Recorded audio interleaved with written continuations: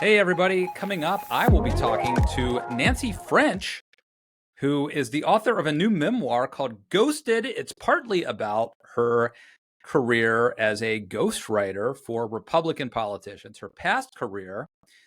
And that is really pertinent because the big story right now is still Kristi Noem. We're going into week 2 of the controversy over Kristi Noem. It started off being solely about her shooting and killing the family dog Cricket. It is now kind of extended on to whether she actually met Kim Jong Un in North Korea, as she claims. It appears to not be true, although nobody can get a straight answer from her as to whether this happened. I've got 4 clips to share with you. They are generally from friendly outlets, friendly sources, and yet the controversy continues. She is doing herself no favors, and it's bizarre that she continues with this press tour. Let's start here with Elizabeth Vargas, who asks her about the audiobook. This is News Nation, by the way. But clearly, if you're taking it out of the book, it's because it's untrue. I've given you my answer, no, and that's not the answer. I would say that, this is something that I asked to have adjusted and have the content and that name removed, and that is truly what the action has been. You said when you learned of it, you immediately took action. You recorded the whole book, the audiobook. You read this whole passage out loud. Why didn't you take it out then when you read the audiobook? I've traveled for years. I've been involved in policy for almost 30 years. And so I've gone all across the world. I've met with world leaders. So you didn't realize when you recorded the audiobook? When it was brought to my attention, and I asked the publisher if they would remove the name, and they did. Okay, but you didn't answer my question. When you posted pictures and video of yourself recording the audiobook. When you recorded your own audiobook, you didn't notice this passage? I'm not going to discuss about my meetings with world leaders. I'm not asking you to. I'm asking you about recording the audiobook. Did you want to talk about something else today? No, I just wanted to know. I mean, we're just trying to get a straight answer from it. This has been... Well, you did. And I took responsibility for it. So she's not giving a straight answer. They're asking her simple questions, and she wants to talk about her 30 years of meeting foreign dignitaries, yada, yada, yada. I think everyone could see through it. But again, it goes to friendly confines. Places that ought to be friendly to her are giving her difficult interviews because she is a phony. This is Jesse Waters on Fox News. I understand that they're attacking me for it, Jesse. Yeah, they are. So they're also attacking you. I guess you said you met Kim Jong Un. Did you meet him? I've been to the DMZ. I've been to North Korea. I don't talk about my conversations with world leaders. And so when I looked at the book and I saw that excerpt, I decided to make the change to the content of the book, and that's been done. So you didn't have a conversation with Kim when you were at the DMZ? I don't have conversations about my conversations with world leaders. I've been working on policy for 30 years, Jesse, and that's what most people don't remember about me is I'm old. I'm a mom, I'm a grandma. I've got 3 little grandbabies. You're not that old. So maybe you did have a conversation with Kim, but you don't want to talk about it. I will not talk about my personal conversations with any world leaders. It just won't, and I'm not going to do it. Again, then why would you put it in a book? And why would you, if you don't talk about your conversations with world leaders, why would you put it in a book? Unless you want to say someone else wrote the book, you could say that. But then why did you read it in the audiobook? But she won't answer these questions. Now, if you ask her a question and then let her answer, what she will do is give you spin. She will talk about her 30 years. So Stuart Varney from Fox Business, another friendly, host, friendly confine, he decided, I think appropriately, don't just ask her a question and let her go for 10 minutes till you run out of time and let her filibuster. You've got to kind of interrupt her a little bit. I think he tried that. It didn't go so well. Still think that you are in line to be Trump's vice president? No, it's up to Donald Trump. He's the only person who will decide this. He's the only person who will decide. And yes, I do speak to him. May I ask what he said to you about being vice president? I never tell anybody my personal conversations with Did the dog story President come up Trump. in a conversation with Trump? I talk to President Trump all the time. About the dog? About a lot of things. And right now, I tell you what, he is being persecuted in a political witch hunt in this court case. So I'm proud of him about how tough he is and how well he is doing. Did you bring up the dog? Yes, enough, Stuart. Did you this bring interview up the dog is with Trump? ridiculous what you were doing right now. So you need to stop. It is. Okay. It is. We'll Let's stop. talk about some real topics that Americans care about. I'm afraid we're out of time. Oh, well, of course we are. We do thank you for being with us. I know I pressed hard, but that's what people are talking about to this day. Yeah. Governor Noem, thanks for joining us. Thank We you. appreciate it. You bet. We'll be back in just a moment with the opening bell. So during the Jesse Waters interview, she tries to be self-deprecating and talk about how old she is. Doesn't work. Here with Stuart Varney, she attacks him for daring to ask questions and try to drill down on what, frankly, we all are curious about. She tries to change the subject into talking about how Donald Trump is persecuted, hoping that they can have common ground there and he'll take the bait and change the subject to that.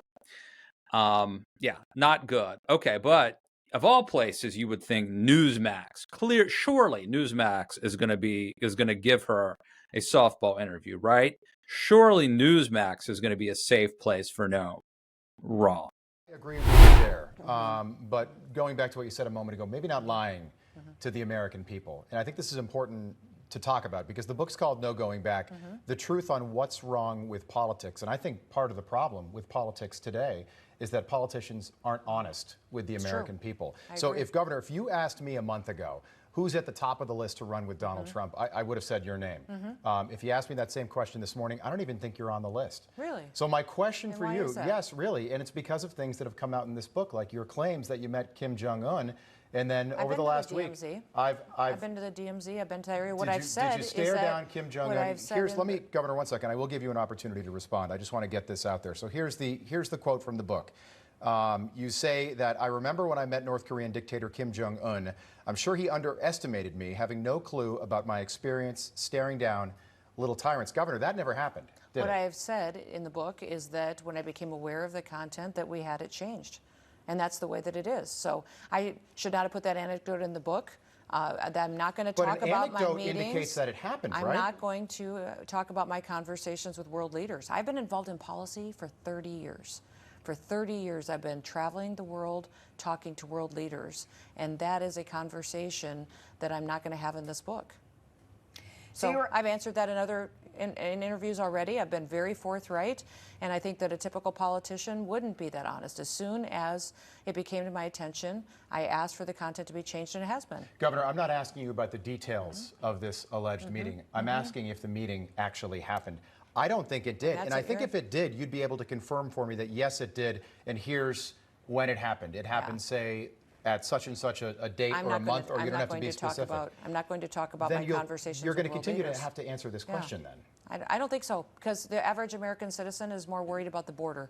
They're more worried about what we see in a White House and a president that since January has gone out there and misled the American people over 150 times, and nobody pushes him. Okay. There you have it. I don't know what to say, except I've never really seen a train wreck like this from a politician. Initially, I thought in a crazy world, maybe the whole cricket thing could help her with Trump. I'm not even sure that's true, but if that was true in isolation, I think that this slow motion train wreck has not helped her. Wow, not ready for prime time, certainly. All right, I look forward to talking with our guest today, Nancy French, about what is it like to be a ghostwriter for someone like this? Is it possible the ghostwriter's to blame? All of that. Stay tuned. Thank you for watching, and let's stay tuned for this interview. All right, let's take a quick break, and I just want to encourage you, if you like what we do here, please go to patreon.com/Matt Lewis and support us. There's also some cool merch you can get. We've got a coffee mug that, frankly, I love. I use all the time. And an autographed copy of one of my books, like Too Dumb to Fail or Filthy Rich Politicians. And of course, the most important part, you'll be helping us do what we do here. Thank you in advance, and let's get back to the show. All right, everybody, I am so happy to welcome today's guest, Nancy French. She is the author of a new memoir. It's called Ghosted. Nancy French, great to see you. Yeah, thanks for having me. This is so much fun. Great to talk. Now, this, I love the title Ghosted because it's kind of a double entendre, if I'm getting that word correct. Tell me about the title. Well, I've been a ghostwriter for many years. I've ghostwritten for GOP celebrities and, reality TV stars and Hollywood people and athletes and political dissidents. I've done a lot. And so I've been a ghostwriter for a long time. So that's sort of like one meaning. The other meaning is after my husband and I opposed Trump, my husband is David French, who writes for the New York Times, a conservative guy who was never Trump. It put me in a lot of weird positions because I was basically the GOP's ghostwriter and David was opposing this major, person in the GOP. So it made it slightly awkward. And so it's sort of like a double entendre in that. And I also don't know how to say that, even though I'm from Paris, Tennessee, in that I'm a ghostwriter, but also I've been ghosted by communities that I thought should support me. I love that. How did you come up with that title? I think that is so good because it works on multiple levels.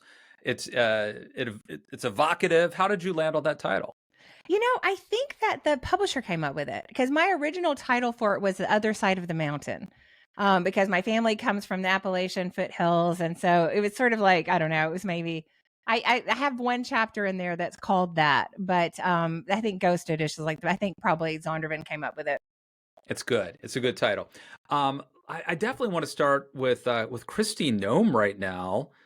As you know, she wrote this book. It's actually her second book.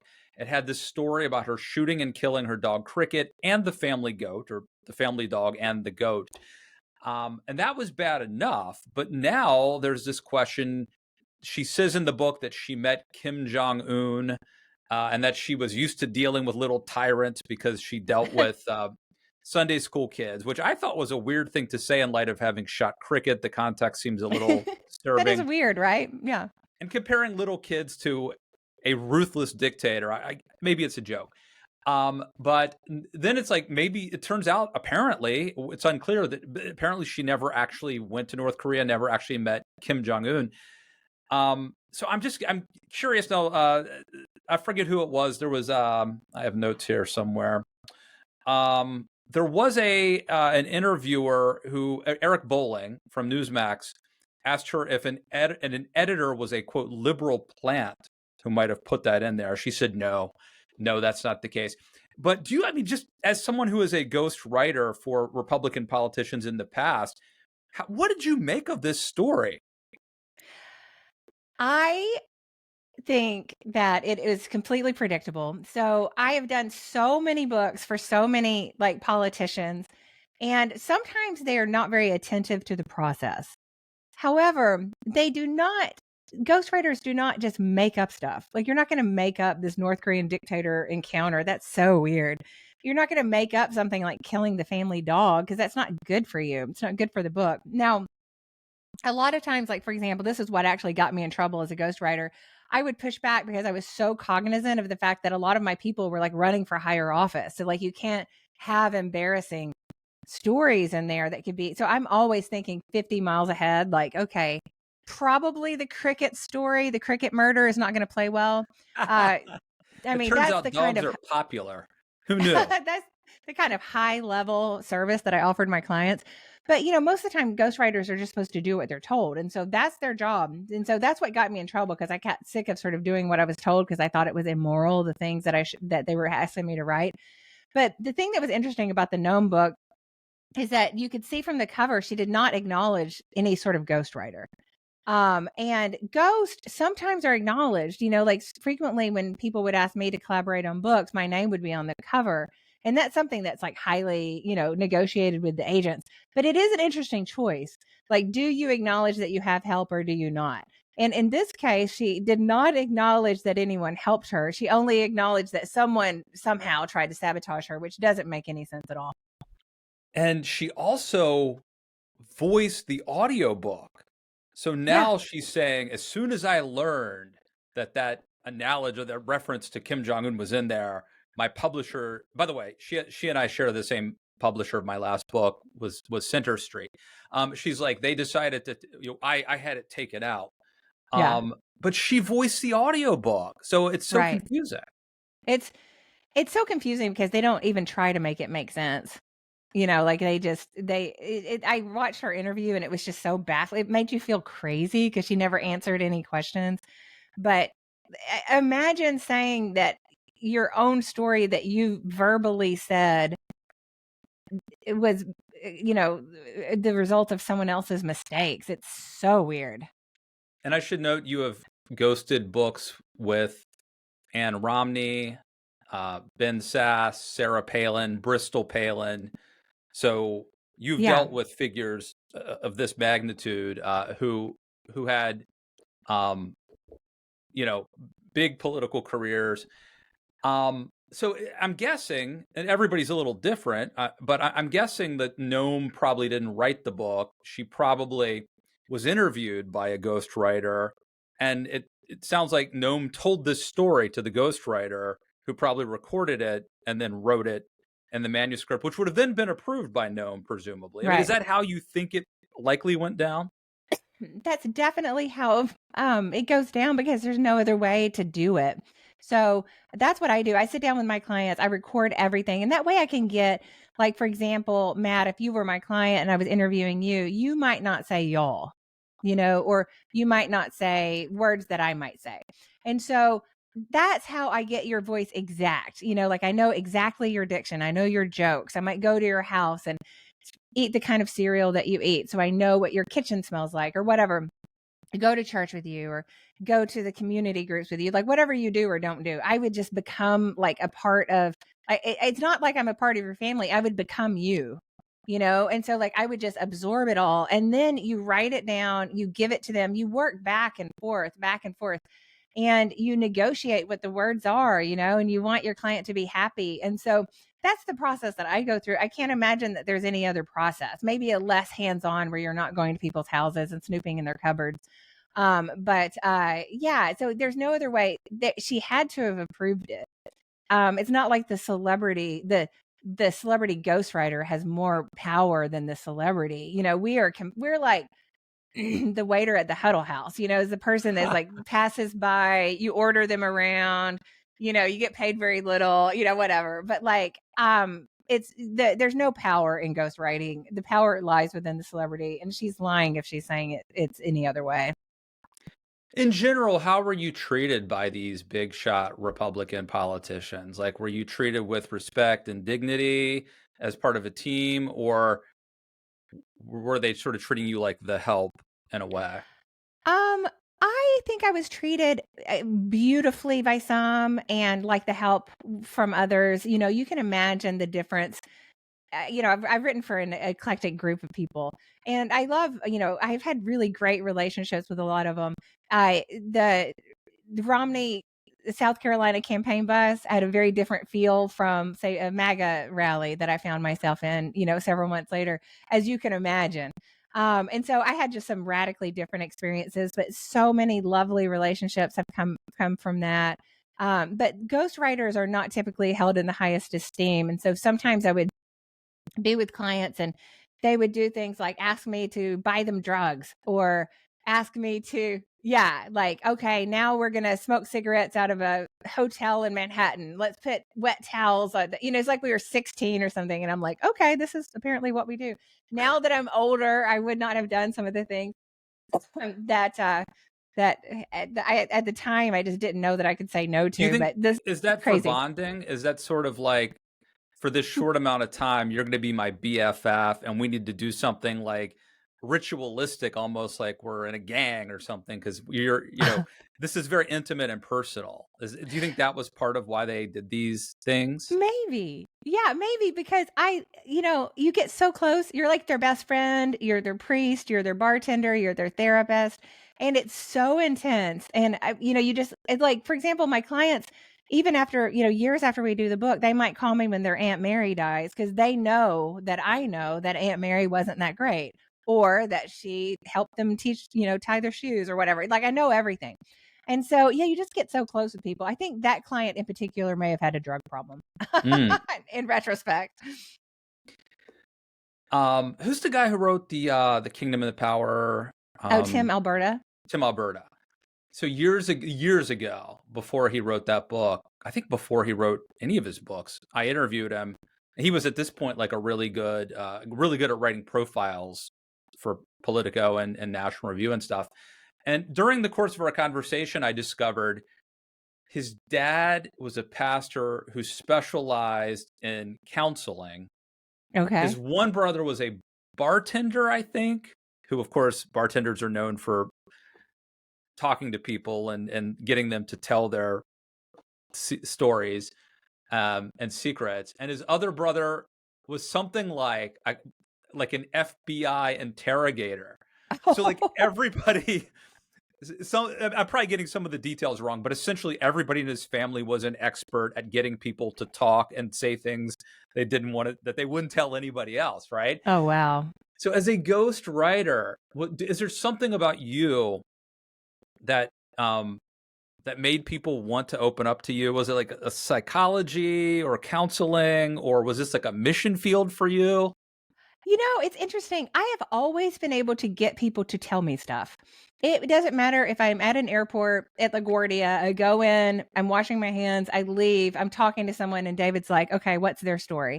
And I'll say, well, they're from Kentucky and they're in New York because their daughter, who is a ne'er-do-well, like, it's just like, I know everything. People just tell me stuff. And I don't know why that is the case, but I really appreciate it because I'm able to bond with people instantly. I'm able to hear their sacred stories, and it's just really an honor to be able to enter into people's lives in the storytelling realm. It's just an honor. I've loved it. Yeah. All right. We'll probably come back to the ghostwriting a little bit, but I do want to move on because something else that you and I have in common, and David, we all kind of have in common, although I think you've had a more intense version of this than I have, is this weird experience of, so first of all, I'm from even though I'm from Maryland, I'm from Western Maryland, a really rural part. Like I went to school with one of my cousins, didn't have indoor plumbing until we were in like 6th or 7th grade, where I come from. Wow. So I'm from kind of that background. But I grew up, of course, in like the Reagan era. I think you and I are about the same age. And when I was growing up, I loved Reagan and I believed all the stuff he said, including about immigrants, and compassion. And to me, that was part of the package of conservatism. And I was really stunned to learn that most of the people that I went to church with, most of the people who voted the way I voted, didn't actually share a lot of these deep philosophical this worldview that we had. And I'm honestly still coming to terms with it. I'm still figuring this out and dealing with this like identity crisis. I don't have a question. Well, I have a question for you. Yeah, no, I have a question. So does that mean Matt Lewis says y'all? I could say y'all, and it would not be inauthentic, but I will say that it's not so much a Southern thing as it is a country thing. It's a little bit different. Like I live in West Virginia now. Okay. And you'll hear y'all sometimes, but it's not the South. Oh, so, interesting. And actually, my grandmother is from Pennsylvania, and she said she didn't say yins, she said UNs. Right. UNs, which you'll rarely hear that. Right. So only in Pennsylvania. Mid-Atlantic area, which is in between. But I mean, I'll put it in the form of a question. Are you still grappling with this, or have you kind of settled now on the fact that a lot of the things you thought were true just weren't? I'm completely despondent. I don't know how to recover from this. I don't feel like I ever I don't feel like I ever will. How can you go back to a party that turned out to be completely vacuous? Everything they said to us, which I believed, turned out to be false. I don't know how to recover from that. But what does it say about us that we believed? I just assume that, like, I always do, there's always going to be some weirdos, right? Right. But I always thought 99% of the people I'm sitting in the pew with, or that I'm going to vote with, and people in my community, if push came to shove, they might seem a little gruff, but deep down, 99% we're on the same page. Right. And it turns out we're not. Right.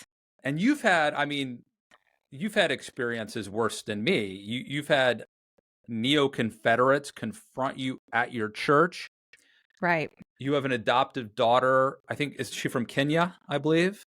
She's from Ethiopia. From Ethiopia, and you've gotten, well, you have learned now that racism is much more pervasive than you thought it used to be. Right. Right. Yeah, I think my process has been sort of like waking up and realizing that the call was coming from inside of the house.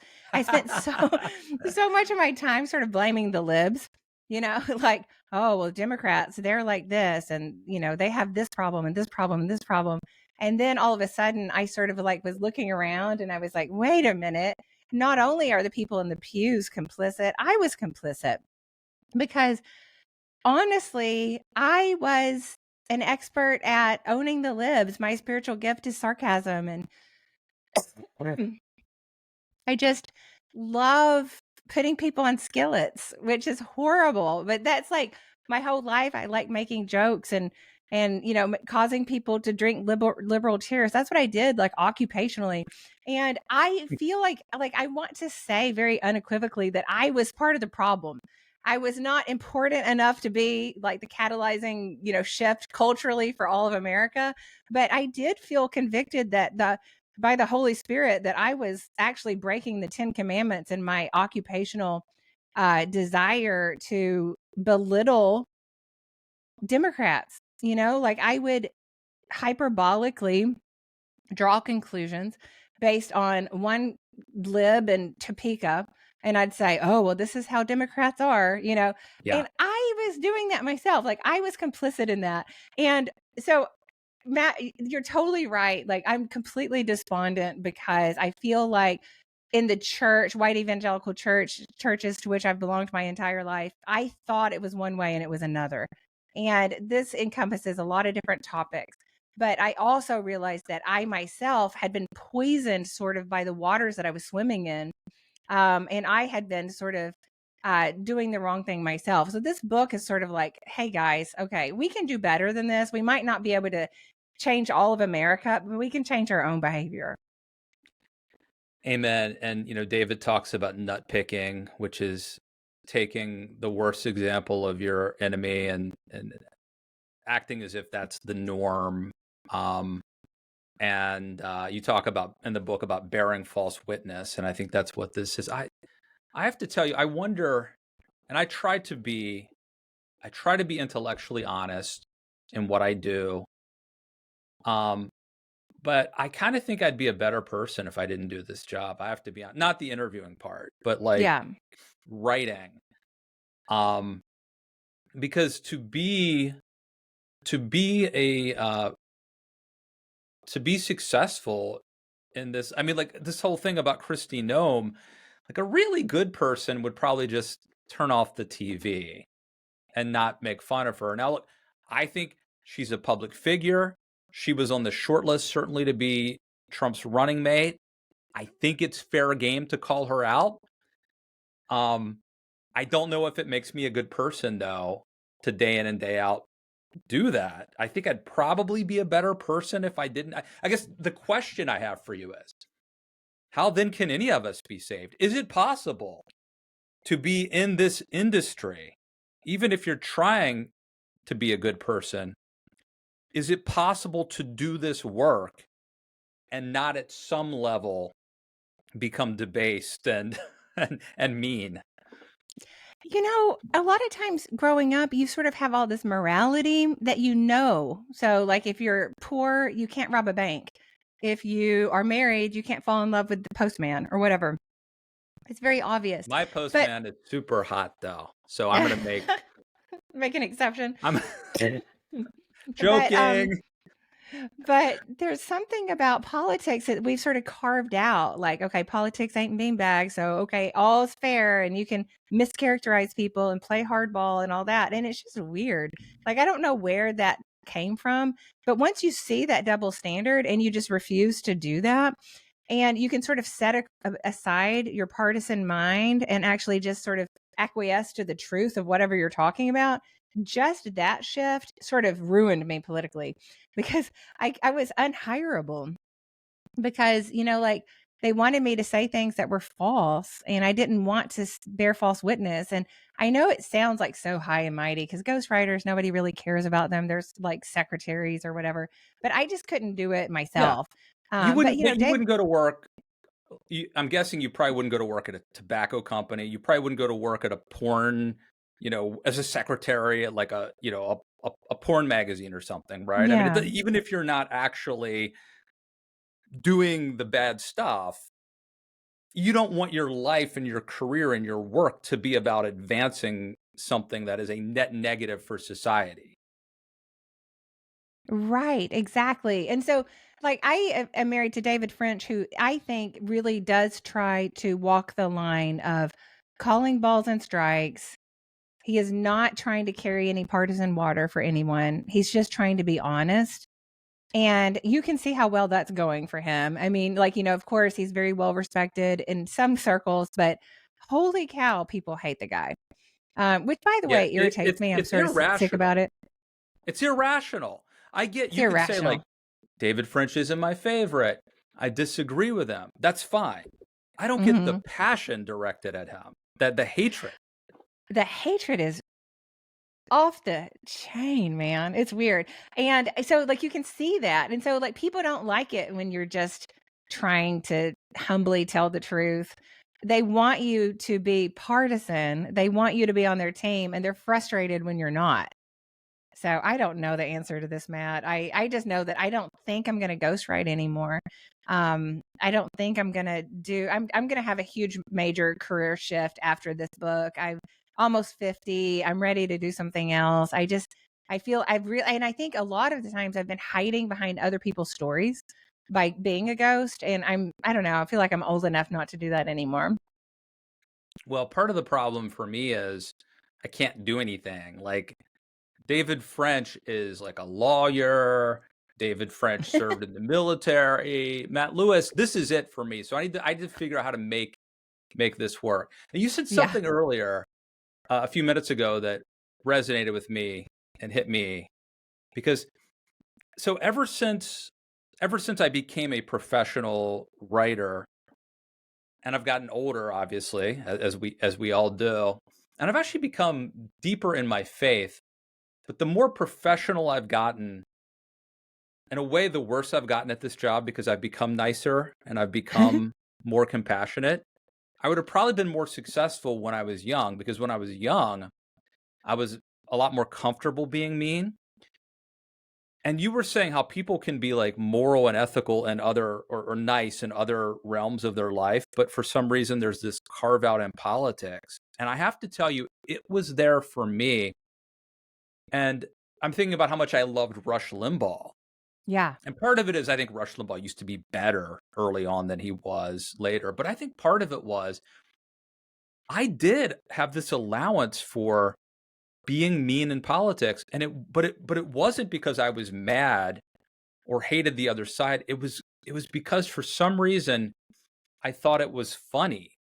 Like I thought you were allowed to be Yeah. outrageous and funny and that. And now I realize that a lot of it was kind of mean and hurtful and bad. Yeah, I felt the same way. I thought we were laughing. I thought we were like insulting each other with a wink, wink. Yeah. And I always go back to this, like with Ronald Reagan, how he used to mock Tip O'Neill, his weight, even. Like he called him, he was like Pac-Man, gobbling up tax money. I don't know. And then after 6 o'clock, they would hang out and they'd be friends. But that is not what we're dealing with now. Now, political acrimony is so intense. Like you actually fear that, like you feel the acrimony in people's tweets and in their conversations. And we actually hate each other. And when I came to that realization that we weren't kidding, this was not just rhetorical pugilism, this was something else. I was like, okay, I need to step back. This is different from what I thought I was engaging in. You talk about Reagan, but I'm thinking of like Pat Buchanan, someone who is a very controversial figure. A lot of people think he was kind of the forerunner to Donald Trump, but he had this joie de vivre. He was funny, and he was friends with people like Chris Matthews. You could see them, and it was kind of a sparring match Yeah. And when Pat Buchanan ran for president, and people got mad at me when I think I was talking to Mike Murphy or Tom Nichols, and we were kind of laughing about this. But Buchanan had a line where he said, they asked him, what are you going to do? What's the first thing you're going to do when you get elected president? And he said, I'm going to turn to William Jefferson Clinton and read him his Miranda rights. And it was funny because, like, I swear to you, in the context of the time, it was a joke.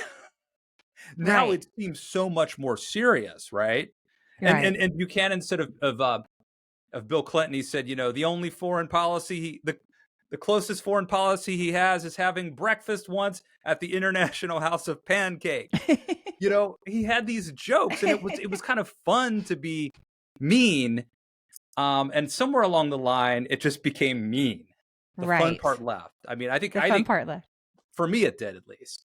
Yeah, no, I agree with that. And also, it's like, it's interesting because you have these deeply held beliefs and you don't have to, like, I'm not I don't even know what I am politically. I'm not a political moderate. I've always been the same, essentially. But you can't really label yourself in any way because there's all this baggage. But, you have these deeply held beliefs and you don't have to compromise on that. Like, I do believe Bill Clinton should have had his Miranda rights read to him. That man, I don't get the collective, like, okayness that the entire nation had with this person who was credibly accused of some terrible stuff. And we were just like, oh, I mean, it wasn't us. It was the Democrats. That's why I wasn't a Democrat. I was like, you guys have got If I wanted to be like that, if I was okay with people like Bill Clinton, I would have become a Democrat, because my life would have been much better. I mean, it's cooler to be a liberal Democrat. That's cool.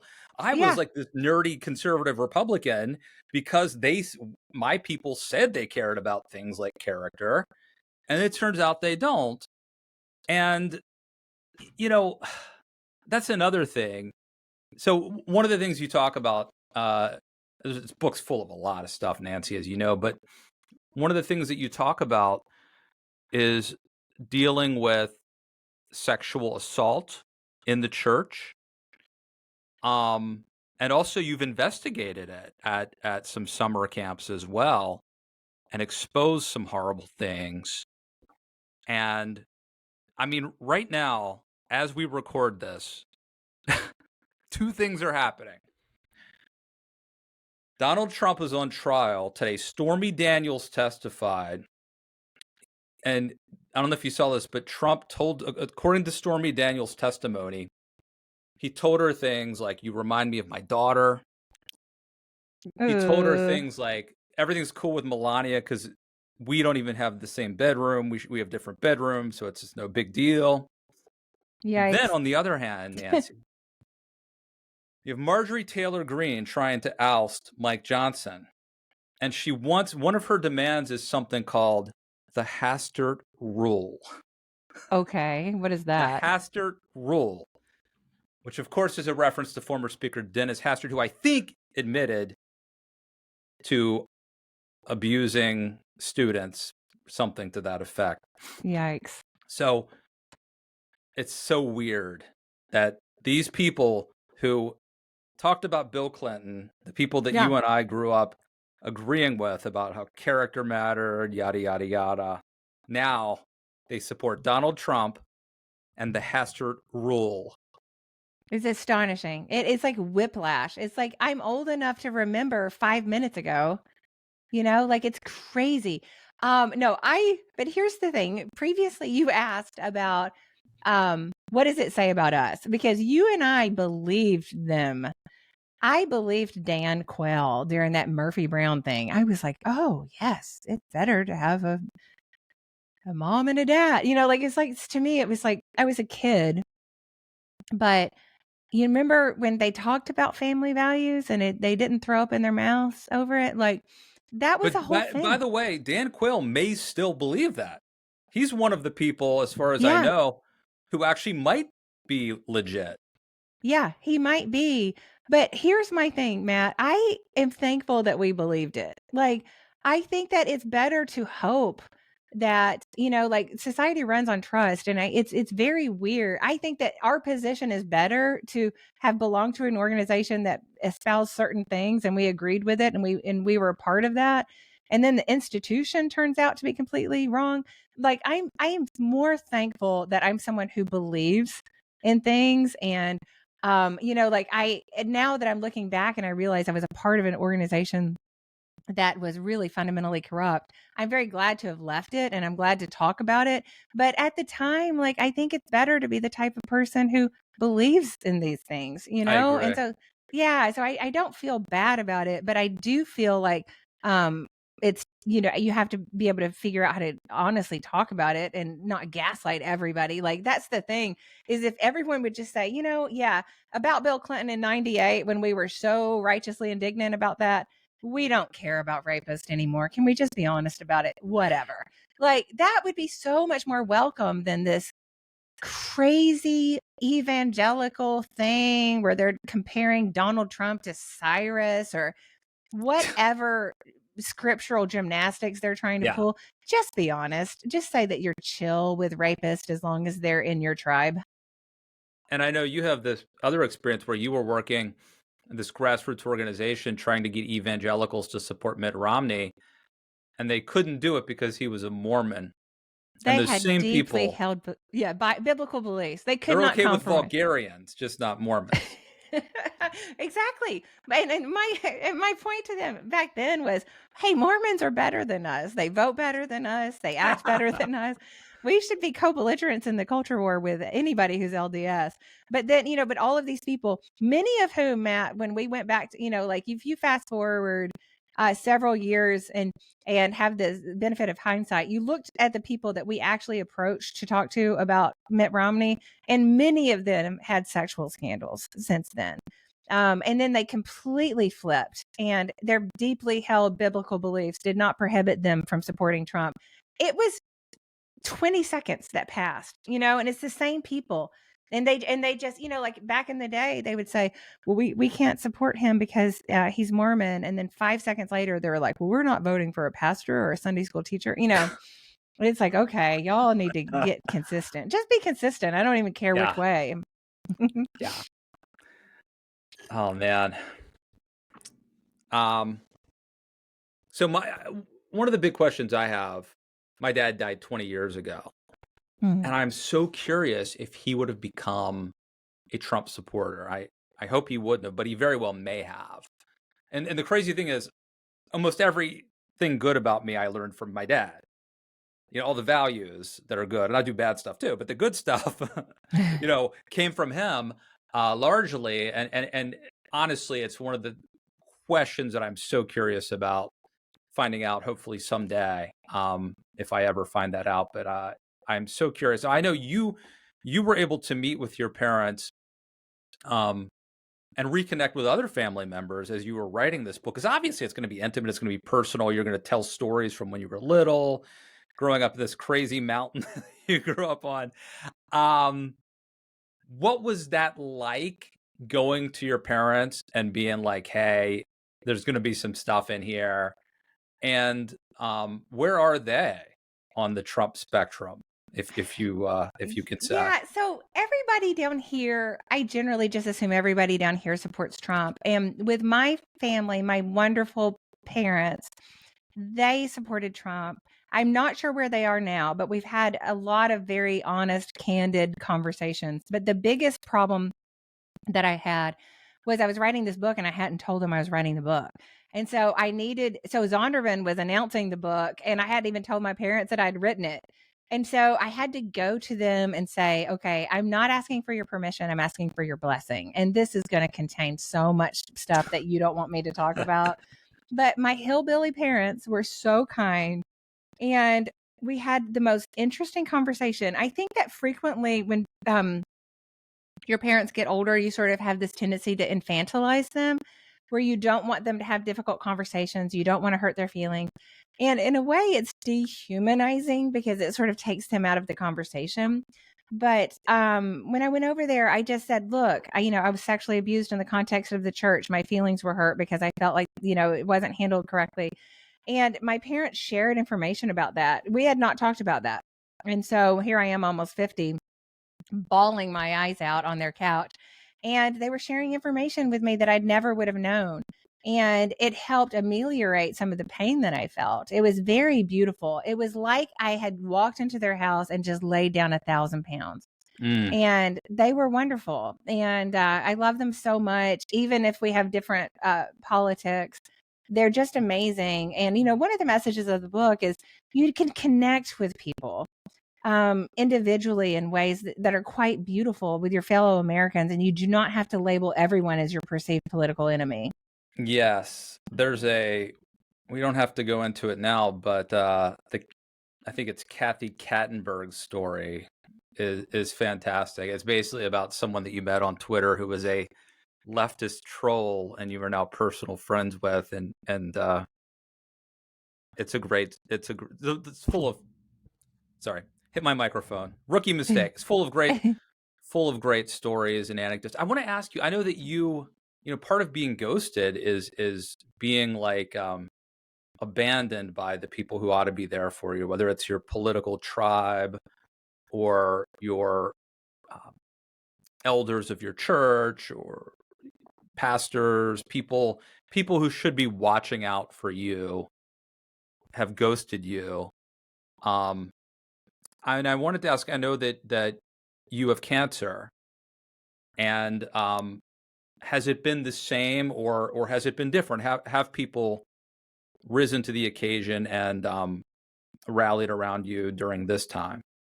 Yeah, so I'm always sort of down on Twitter, and like everybody, all the cool people hate Twitter, right? I'm still on it. I know you're not supposed to. I think you're supposed to migrate to Threads, but I'm on both and I'm happy. So everybody on Twitter hates David French, but they like me. So I'm staying. I think we just found our soundbite. Right. But do you know what's so great about it? I have been so down on Twitter.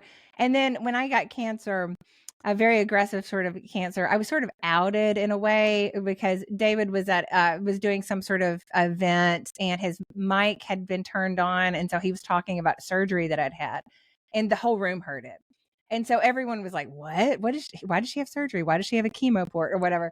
So I decided just to go public with the cancer. I shaved my head. I posted my bald head. And so when I did that, so help me, the people on Twitter are amazing. You would not believe the love from Twitter. It's like parting of the Red Sea, miraculous. I've connected with so many people who have cancer, so many people who are terminal, who are dying, who have an interesting perspective because they're facing death, people who have beaten it, who have an interesting perspective because they've beaten it, people who are in the middle of it, like me. It's just been beautiful. Like I had, like, this is so crazy, but like I have wig problems constantly because I didn't know how to do that. And Morgan Fairchild calls me because she has done wigs her whole life. And she's like, okay, Nancy, here's what you need. The lady, she was like, I will do a Zoom with you and do a video chat to show you how to put this on your head.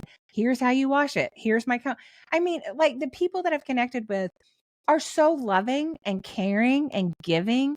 I am floored. I'm so thankful that I went public. I'm so thankful for the love that's been poured out. And I will never, ever be the same because I'm connected to so many lovely people. I'm so thankful for it. All right. So we got to end it there on a high note. That's refreshing to hear. It was just a pleasure talking to you. Everyone, obviously, go get the book. It's called Ghosted. This will be, I don't know, some crazy stories, but I think with a positive, uplifting note as well. Nancy French, thank you for coming on the podcast. This was so fun.